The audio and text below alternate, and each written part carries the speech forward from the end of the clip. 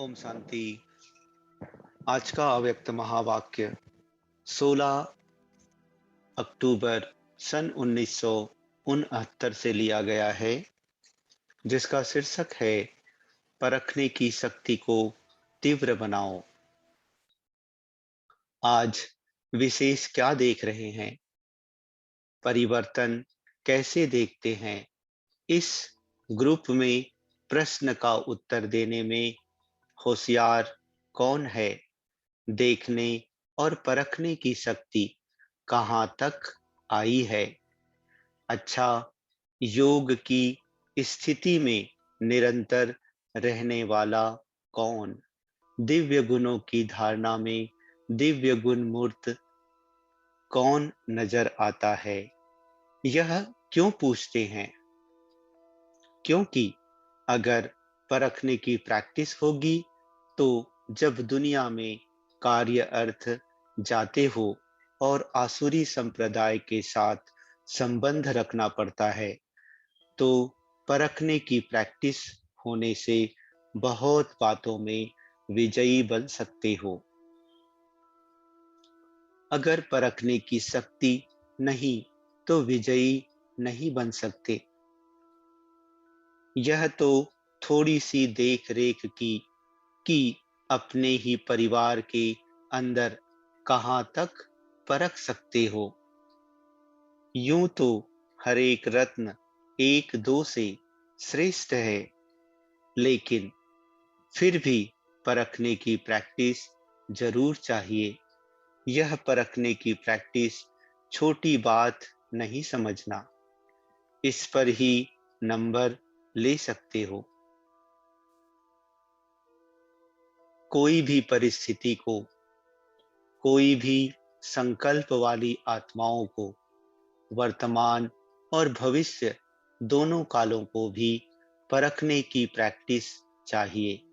विशेष करके जो पांडव सेना है, उन्हों को यह परखने की शक्ति बहुत आवश्यक है, क्योंकि आप गोपों को बहुत प्रकार की परिस्थितियां सामने आती है। उन्हों का सामना करने के लिए यह बुद्धि बहुत आवश्यक है।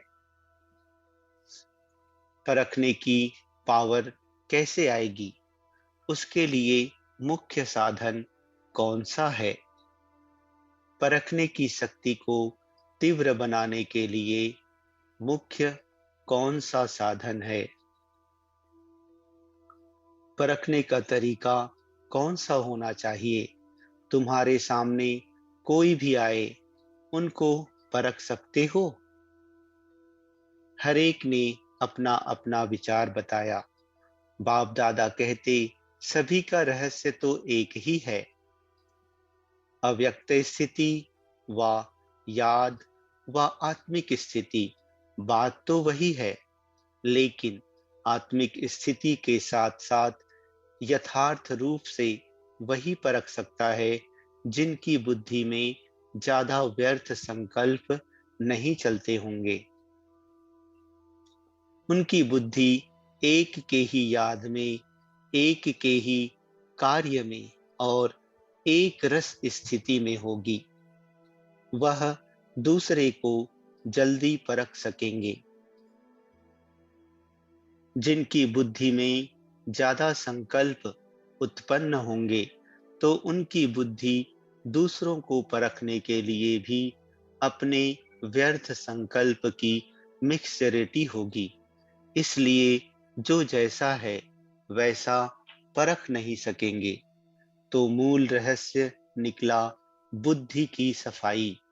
जितना बुद्धि की सफाई होगी, उतना ही योग युक्त अवस्था में रह सकेंगे। यह व्यर्थ संकल्प और विकल्प जो चलते हैं, वह अव्यक्त स्थिति होने में विघ्न है। बार बार इस शरीर के आकर्षण में आ जाते हैं। उसका मूल कारण है कि बुद्धि की सफाई नहीं है। बुद्धि की सफाई अर्थात बुद्धि को जो महामंत्र मिला हुआ है, उसमें बुद्धि मगन रहे।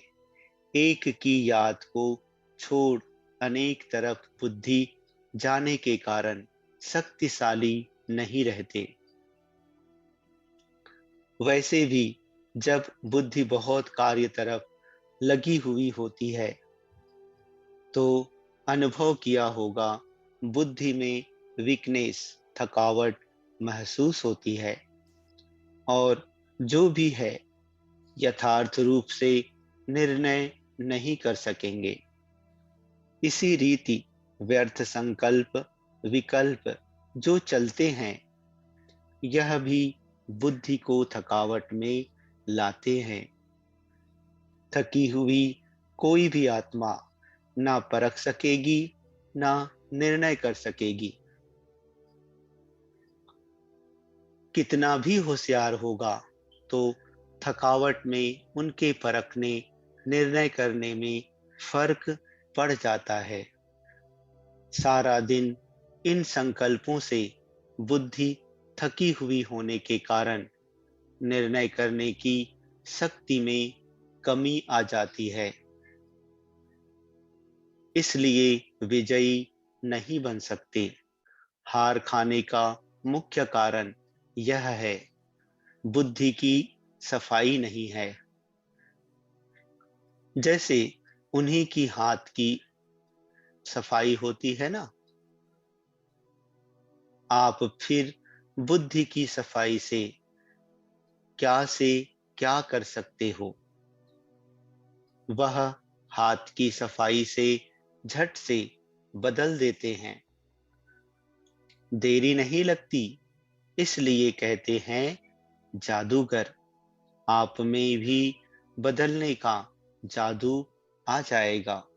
अभी बदलने सीखे हो, लेकिन जादू के समान नहीं बदल सकते हो, अर्थात जल्दी नहीं बदल सकते हो, समय लगता है।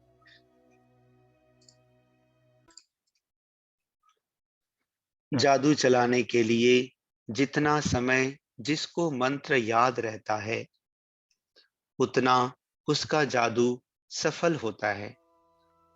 आपको भी अगर महामंत्र याद होगा तो जादू के समान कार्य होगा। अब इसी में देरी है।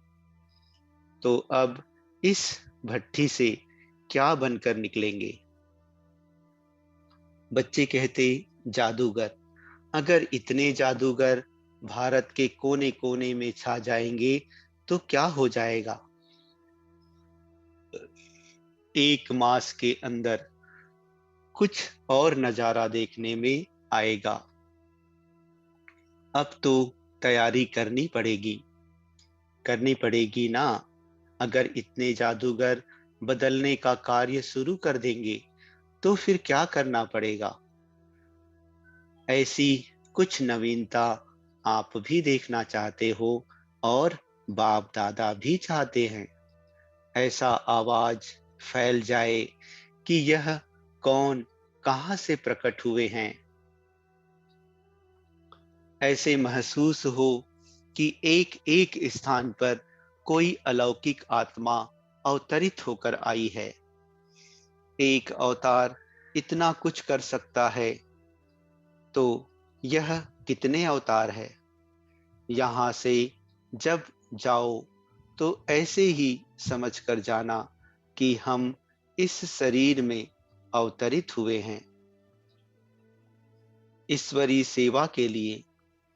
अगर यह स्मृति रख कर जाएंगे तो आपके हर चलन में अलौकिकता देखने में आएगी। जो भी आपके दैवी परिवार वाले व लौकिक परिवार वाले हैं, वह महसूस करें कि यह कुछ अनोखे ही बनकर आए हैं, बदल कर आए हैं। जब आपकी बदलने की महसूसता आएगी, तब आप दुनिया को बदल सकेंगे। अगर आप सभी के बदलने की भासना नहीं, तो दुनिया को नहीं बदल सकेंगे। खुद बदलकर दुनिया को बदलना है।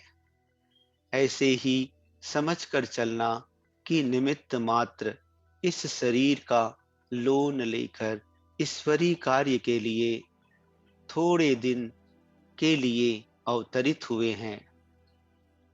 कार्य समाप्त करके फिर चले जाएंगे। यह स्मृति लक्ष्य रख करके ऐसी स्थिति बनाकर फिर चलना। यह बगीचा है। बाप दादा चैतन्य बगीचे में आते हैं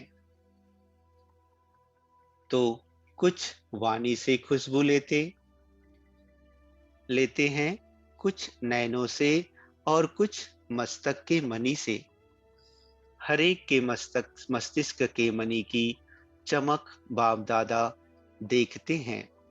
ऐसे ही अगर आप सभी भी मस्तिष्क के मणि को ही देखते रहो तो फिर यह दृष्टि और वृत्ति शुद्ध सतो प्रधान बन जाएगी। दृष्टि जो चंचल होती है उसका मूल कारण यह है, मस्तिष्क के मणि को ना देख शारीरिक रूप को देखते हो। रूप को ना देखो लेकिन मस्तिष्क के मणि को देखो। जब रूप को देखते हो तो ऐसे ही समझो कि सांप को देख रहे हैं। सांप के मस्तिष्क में मणि होती है ना, तो मणि को मणि को देखना है, न कि सांप को। अगर शरीर भान में देखते हो तो मानो सांप को देखते हो। सांप को देखा और सांप ने काटा। सांप तो अपना कार्य करेगा। सांप में विष भी होता है। कोई कोई विशेष सांप होते हैं जिनमें मणि होती है। आप गोपों को सांप को कैसे मारना है, क्या करेंगे? आप सांप को देखते हुए भी सांप को ना देखो, मणि को ही देखो। मणि को देखने से सांप का जो विष है वह हल्का हो जाएगा। अगर शरीर रूपी सांप को देखा तो फिर उनका बन जाएंगे।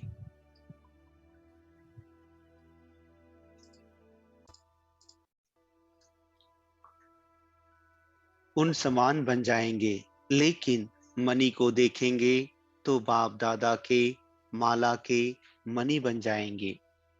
या तो बनना है सांप के समान या तो बनना है माला की मणि। अगर मणि बनना है तो देखो भी मणि को। फिर जो यह कंप्लेन है वह बदलकर कंप्लीट हो जाएगी। सिर्फ बुद्धि की परख से कहाँ कंप्लेन कहाँ कंप्लीट, रात दिन का फर्क है। लेकिन सिंधी भाषा में लिखेंगे तो सिर्फ दो बिंदियों का फर्क है। यहाँ भी ऐसे है, दो बिंदी, एक स्वयं की, एक बाप दादा की। यह दो बिंदी ही याद रहे तो कंप्लेन की बजाय कंप्लीट हो जाए। इसलिए आज से यह प्रतिज्ञा अपने आप से करो। बाप दादा के सामने तो बहुत प्रतिज्ञाएं की है, लेकिन आज अपने आप से प्रतिज्ञा करो कि अब से लेकर सिवाय मणि के और कुछ नहीं देखेंगे और खुद ही माला के मणि बन करके सारे सृष्टि के बीच चमकेंगे। जब खुद मणि बनेंगे तब चमकेंगे। अगर मणि नहीं बनेंगे तो चमक नहीं सकेंगे। जब प्रतिज्ञा करेंगे तब ही प्रत्यक्षता होगी। अपने आप से पूर्ण रूप से प्रतिज्ञा नहीं कर पाते हो, इसलिए प्रत्यक्षता भी पूर्ण रूप से नहीं हो पाती है। प्रत्यक्षता कम निकलने का कारण अपने आप से प्रतिज्ञा की कमी है। अभी अभी बोलते हो, फिर अभी अभी भूलते हो। लेकिन अब प्रतिज्ञा के साथ साथ यह भी निश्चय करो कि प्रत्यक्षता भी लाएंगे, तब आपकी प्रतिज्ञा प्रत्यक्षता कर दिखाएगी। पांडव सेना है ज्ञानी तू आत्मा, और शक्ति सेना है स्नेही तू आत्मा। जो स्नेही है वह योगी है। अभी तो एक एक पांडव के मस्तक में उमंग उत्साह झलक रहा है। यह उमंग और उत्साह एक रस सदा रहे। मेहनत जो ली है उसका फल दिखाना है। अगर मेहनत ली हुई यहाँ चुकतू नहीं करेंगे, तो फिर सतयुग में वह मेहनत का फल देना पड़ेगा। इसलिए जो मेहनत दी है उसे भर कर देना। हर एक सेवा केंद्र से यह समाचार आना चाहिए, यह कुमार तो अवतरित होकर के इस पृथ्वी पर पधारे हैं। ऐसा समाचार जब आए तब समझो कि फल निकल रहा है। अभी स्थिति की आवश्यकता है। जैसे बाप दादा लोन लेकर आते हैं ना, अभी तो दोनों ही लोन लेते हैं। थोड़े समय के लिए आते हैं, किस लिए? मिलने के लिए। वैसे ही आप सभी भी समझो कि हम लोन लेकर सर्विस के निमित्त आए हैं। थोड़े समय के लिए। जब ऐसी स्थिति होगी तब बाप का प्रभाव दुनिया के सामने आएगा। दोनों ही हिसाब ठीक किया है या लेने का किया है, देने का नहीं। 6 मास तक एक रस रहेंगे, ना कि 15 दिन के बाद लिखेंगे चाहते तो हैं, लेकिन क्या करें। यह हो गया, ऐसी कोई भी कंप्लेन नहीं आए, फिर तो दीदी का काम हल्का हो जाएगा। आप खुद भारी होंगे तो सारा कार्य भारी हो जाएगा। बाप दादा की आशा कहे व शुद्ध संकल्प कहे, यही रहता है और रहेगा ही कि एक एक नंबर 1 हो। लेकिन सारे कल्प के अंदर जो अब की स्थिति बनाएंगे वह तो अब के हिसाब से नंबर 1 है ना।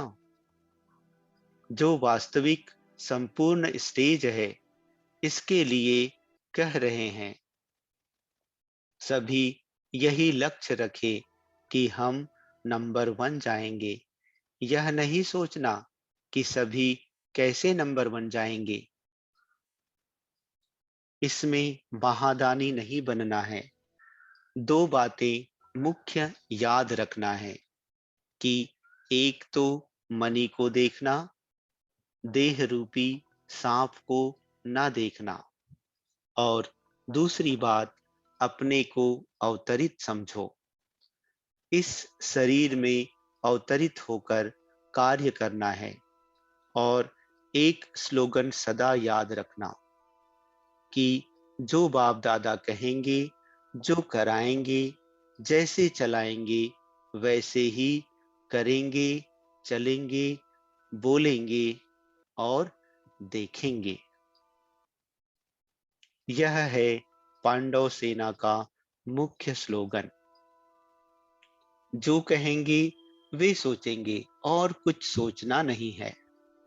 इन आंखों से और कुछ देखना नहीं है।